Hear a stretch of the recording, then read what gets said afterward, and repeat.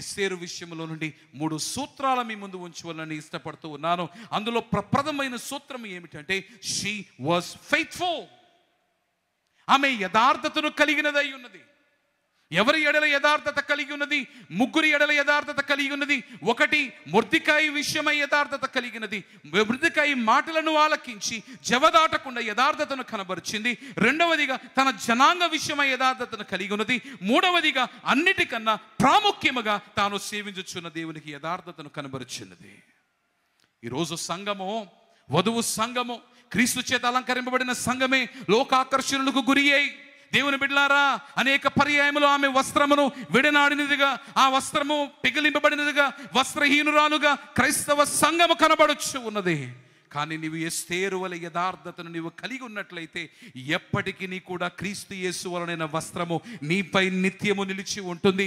శోధనైనను, వేదనైనను, బాధనైనను, హింసైనను, ఆవేదనను, దుఃఖమైనను, మరి ఏదైనను, when you don't let the garment that Christ gifted to you be removed from you, నీకు క్రీస్తు యేసు బహుకరించిన ఆ వస్త్రము నీ నుండి తొలగిపోకుండా విశ్వాసములో నీ యథార్థతను నీవు కనబరిచినట్లయితే ఎస్తేరు వలె నిత్యము కూడా రాజు దృష్టిలో గనులుగా నీవు నిలిచి ఉంటావు. She was courageous. ఎస్తేరు ఎలా ఉంది? ధైర్యవంతురాలుగా ఉంది.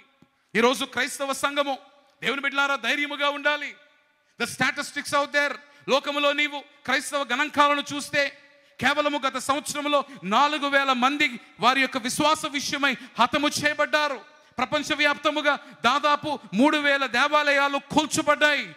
దేవుని బిడ్డలారా, కొన్ని లక్షలాది మంది విశ్వాస విషయమై వారి స్వస్థములను వీడి పారిపోతూ ఉన్నారు. You need courage to stand for your faith and confront the reality of the world. ఎస్తేరు నీవు చూచినప్పుడు she was courageous. She even went to the point of daring her life. తన జీవితమునే పణముగా పెట్టి రాజుతో మాట్లాడింది. తన జనాంగము కొరకు కన్నీటిని విడిచిపెట్టింది. తన జనాంగము కొరకు మోకరించింది. ధైర్యము కలిగినదై సత్యము కొరకు, నీతి కొరకు నిలబడింది. క్రైస్తవ సంఘమా, నీకు అనుగ్రహింప చేయబడిన వస్త్రము నిత్యము నీవు కలిగి ఉండి దేవుని ఆకర్షించడానికి సత్యము కోసం నీవు నిలబడుతున్నావా?